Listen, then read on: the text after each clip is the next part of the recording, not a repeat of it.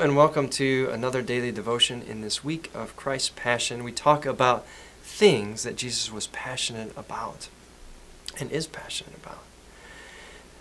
Today, I want to talk about Jesus' passion for grace and second chances. I think about the movie Caddyshack. Some of you have seen it, I hope.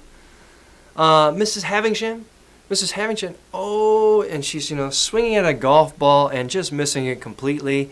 And then she hits it and it dribbles and goes into the lake. And her husband, both these people look like they shouldn't be playing golf anymore. He says, "Oh, that's a peach, hon." And the caddy is just like, "Oh, gosh, it's going to be a long day," right?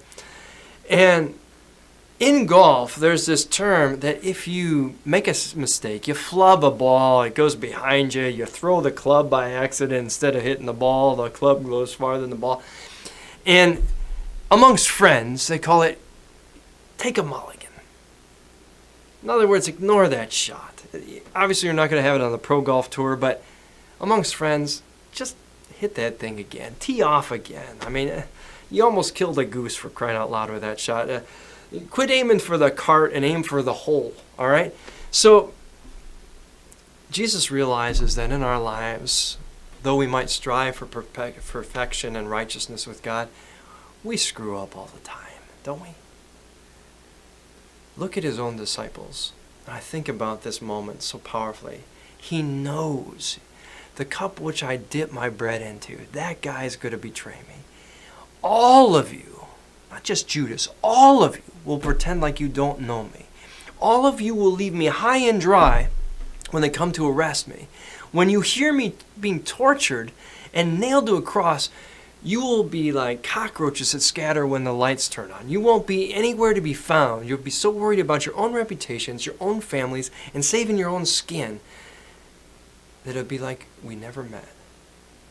And then in that moment of abandonment, betrayal, screw up, disappointment, rejection, Jesus says, "My body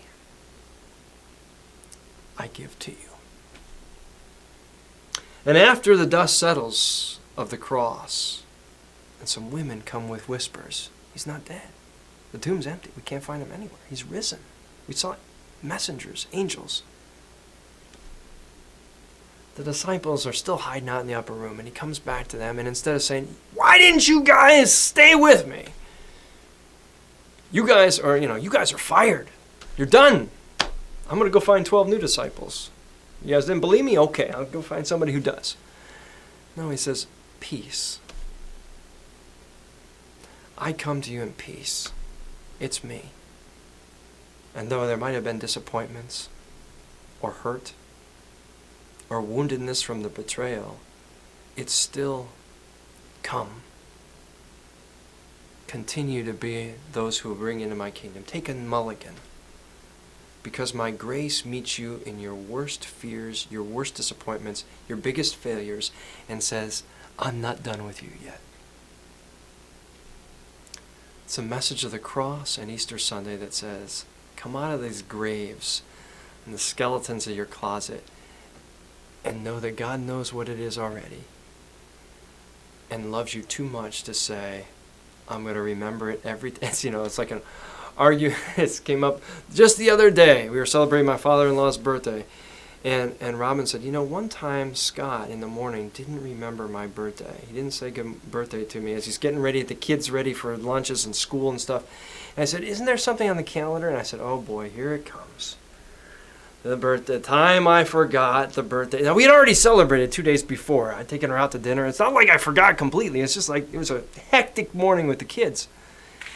But I didn't say it, and I'll never forget that, because my wife will never forget that. God's not like that, just saying, every time I'm going to bring your failures up. Robin, I don't mean it this way. Hopefully she doesn't watch this one. But God's saying, hey, you're imperfect.